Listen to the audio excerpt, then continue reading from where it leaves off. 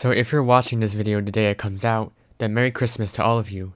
Thank you to all who support these videos and give comments. I'm still amazed to see the growth on this channel since the summer of 2021 to now having over 3,000 subscribers.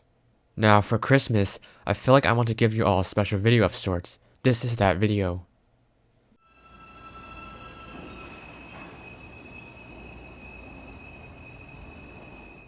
And welcome to part 7 of Secrets of the New York City Subway. In this video, I will be going around to various stations throughout the system to find some interesting aspects commuters may have not noticed. For this video, I will be starting in Manhattan on an F train.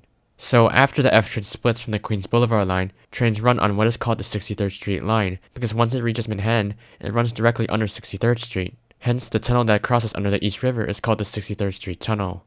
However, what you may not realize is that there's actually another set of tunnels beneath the F train.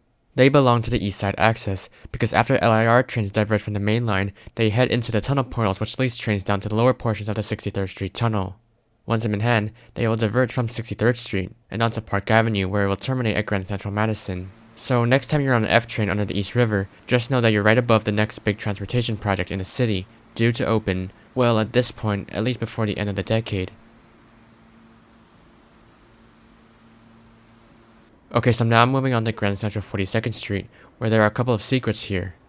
So I've already mentioned a bunch of times the tunnel at track 1 of the shuttle platforms that merged with the Lexington Avenue line. Well, the original subway route consisted of 4 tracks. Well, obviously, the IRT just abandoned the 3 other tracks that curved into Grand Central Station when the original line was divided into 3. Well, hop on an Uptown 4, 5, or 6 train, and just before Grand Central, you can look out into the tunnel and see those abandoned right-of-ways. Now, if you go just beyond the entrance to the shuttle platforms, you will notice that these set of columns are unusually smaller than the others. Well, they actually used to align with an old island platform that was never used. For some context, when the IRT's original subway line was split into 3, the 42nd Street Shuttle and the Lexington Avenue line would have their own platforms like Grand Central Station. The shuttle would keep the same vicinity of the original subway station, but change its platform layout to 2 island platforms with 3 tracks. The Lexington Avenue line's platforms will be located to the east of the shuttle platforms. This now meant that there would be a sort of gap between the 2 sets of platforms. Since the IRT didn't want passengers to have to walk such a distance when interchanging between the shuttle and the Lex at Grand Central, they decided to construct a new island platform directly east of the northern shuttle platform, making it closer to the Lex platforms. Now to my knowledge, the platform was constructed but never used. It was eventually filled in by some time, but you can still walk in the general area of where it used to be. And as I said before, these smaller columns used to be aligned with this relatively unknown platform here at Grand Central Station. I'm back on an F train heading south to 2nd Avenue Station. Now it was only one stop further at East Broadway, in which I mentioned the unusual ceiling pattern. It signified trackways of a line that would have been part of the IND's second system. I already made a video about this, which included that secret at East Broadway. However, I didn't mention that you can also see another second system provision, a stop back at 2nd Avenue. Here, you can see 2 middle tracks. And if you're on an F train just east of the station, look out to see those same tracks. These are mainly used for storage, but they also act as provisions for a line of the second system. This line would have ran into Brooklyn, where it would meet up with the unfinished 2nd Avenue line. Next, I'm on an R train heading to Whitehall Street. Now beyond the station in the tunnels, you can see 2 other tracks that merge with the Broadway line. I mentioned this in my video about Broad Street Station, which these tracks lead to. If you want to know more about why this connection was built, you can check out that video. However, after those tracks, you can see 2 abandoned tunnel provisions. So what are they?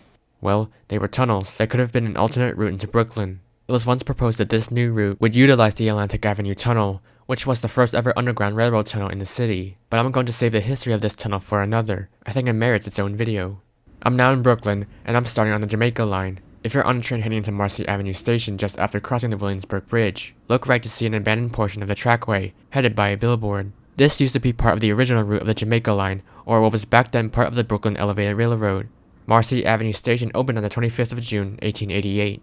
This was originally the penultimate stop, as trains would terminate at the Brooklyn Ferry Terminal next to the East River. However, in 1908, the line, now under the control of the BRT, extended over the East River by crossing the Williamsburg Bridge and into Manhattan, where it terminated at Delancey Street. This now meant that the station at the ferry terminal proved obsolete, as passengers no longer needed to take a boat to get into Manhattan. So all that's left of the original terminal is this short stub right here.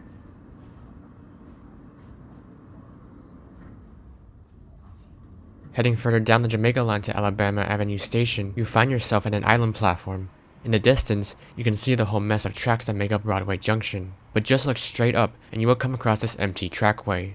This trackway was never actually in use. Instead, it was going to be an express track for the Jamaica line. However, having a track directly over the station canopy here at Marcy Avenue would have literally shaken the station, so it was scrapped. If you take a train even further down the line, you will notice a space between the two tracks. That is where there would have been an express track. In fact, just west of Crescent Street Station, you can see a piece of empty trackway in the middle. I went back to Broadway Junction and transferred to the Fulton Street line. On an uptown C train between Liberty Avenue and Broadway Junction, you will see an unused bell mouth.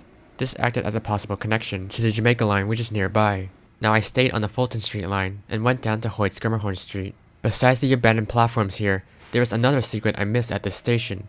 Walk down this long hallway, and on the walls, you will notice signs that have the letter L. No, not for the L train, it doesn't stop here, but instead for a former department store called Lozer's, opened in 1897 and closed in 1952. And finally, I saved the best for last. Go to Atlantic Avenue Station and find one of the entrances to the 2 and 3 platforms to see a brown M sign still here. Of course, when the M train was still brown, it used to run to Brooklyn, where it would stop at Atlantic Avenue. Again, you can learn more about how that happened in my Broad Street Station video. And so that finishes part 7 of this series. I'm honestly surprised that there are still more secrets out there, but I guess it goes to show the vast scale and history this subway system has.